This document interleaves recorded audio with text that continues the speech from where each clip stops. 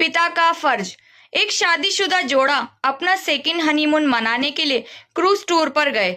इस दौरान वे अपने बच्चों को घर पर ही छोड़कर गए थे। बदनसीबी से खराब और बहुत ही तूफानी मौसम के कारण क्रूज शिप डूबने लगी। सभी लोगों की तरह वे दोनों भी अपनी जान बचाने के लिए लाइफ बोट एरिया की तरफ दौड़े, लेकिन वहां भी सिर्फ एक व्यक्ति की जगह बची हुई थी। अपनी पत्नी को डूबती शिप पर छोड़ आदमी लाइफ बोट में बैठ गया। पत्नी उसी डूबती शिप पर खड़ी अपने पति को दूर जाते हुए देख रही थी।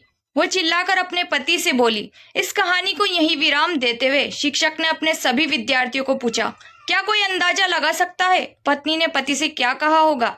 शिक्षक ने उसे जाकर ये सवाल पूछा। विद्यार्थी बोला, मुझे लगता है वो बोली होगी, हमारे बच्चों का ध्यान रखना। शिक्षक को आश्चर्य हुआ। उन्होंने विद्यार्थी से पूछा, क्या तुमने ये कहानी पहले भी सुनी है? विद्यार्थी ने सर हिलाया और बोला, नहीं, लेकिन बीमारी की वजह से दम तोड़ते हुए मेरी माँ ने यही शब्द आखिर में मेरे पिता से कहे थे। शिक्षक ने उस विद्यार्थी को सही जवाब देने के लिए शाबाशी दी। कहानी को आगे बढ़ाते हुए शिक्षक ने कहा, क्रूज शिप डूब गई और साथ में पत्नी भी।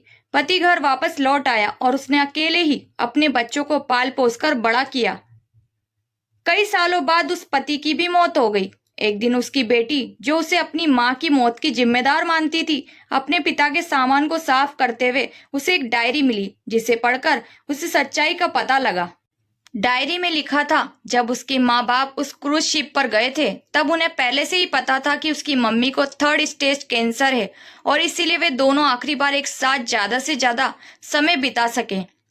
इसीलिए दोनों अकेले ही उस क्रूज शिप पर गए थे। जब उस शिप पर वो मनहूस समय आया था तब उसके पिता ने उसे अकेली बची लाइफ बोट की जगह में बैठने से मना कर दिया था। उन्होंने डायरी में लिखा था कि वह भी अपनी पत्नी के साथ ही उस डूबती हुई शिप में डूब जाना चाहते थे, लेकिन सिर्फ और सिर्फ उनके बच्चों के लिए अपनी पत्नी की कसम देने के बाद उनको उसे अकेला छोड़कर उस लाइफ बोट में सवार होना पड़ा।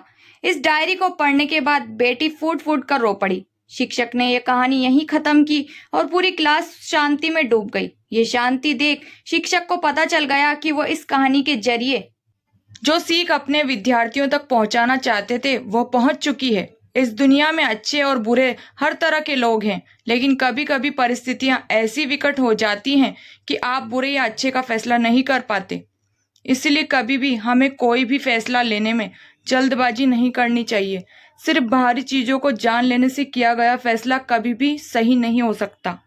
बिना किसी जांच पड़ताल के और बिना दूसरों का पॉइंट ऑफ व्यू समझे फैसला करना छोड़ दीजिए। वह जो होटल में आपके खाने का बिल भरते हैं इसलिए नहीं क्योंकि उन्हें अपने पैसों का घमंड है, बल्कि इसलिए कि वो आपको पैसों से ज्यादा अहमियत देते हैं। वह जो हमेशा आपकी मदद करने के लिए तैयार रहते हैं इसीलिए नहीं क्योंकि उन्हें आपसे कुछ चाहिए, बल्कि इसलिए क्योंकि वो आप में एक अच्छा दोस्त देखते हैं।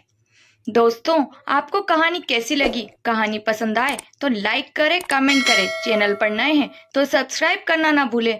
मिलते हैं नई कहानी के साथ रानी स्टोरीज।